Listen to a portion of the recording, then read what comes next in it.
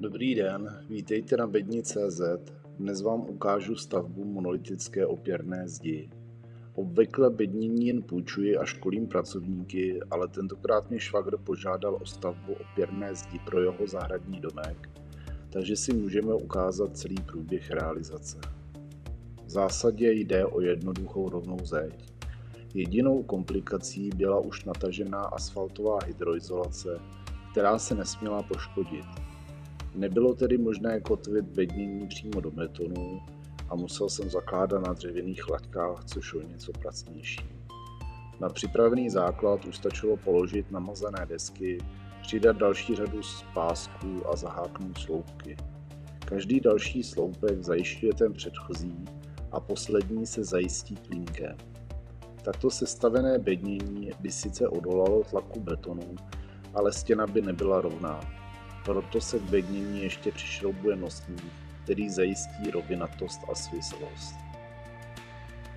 Výhoda tohoto systému je, že získáte skutečný monolit a můžete v jednom kroku betonovat až do výšky 3,5 metrů. Na rozdíl od klasického ztraceného bednění nemusíte tahat těžké tvárnice, řešit dutiny pro výstuž ani navlékat tvárnice na roxory, což bývá to největší peklo. U monolitu si výstuž připravíte dopředu a potom už jen zabedníte.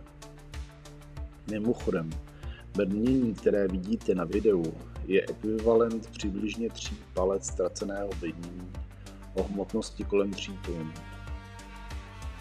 Betonáž bývá většinou už jen na radost, tentokrát ale ne.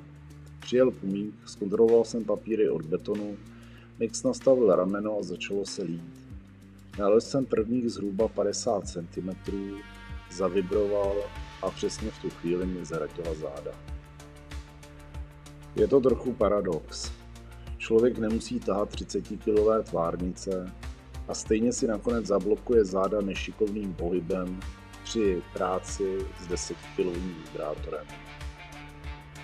Se zlověstnou bolestí v kříži dolevám zbytek betonu, uhladím povrch, zkontroluji výšku, poberu to nejnutnější a doma už lezu z auta po 4.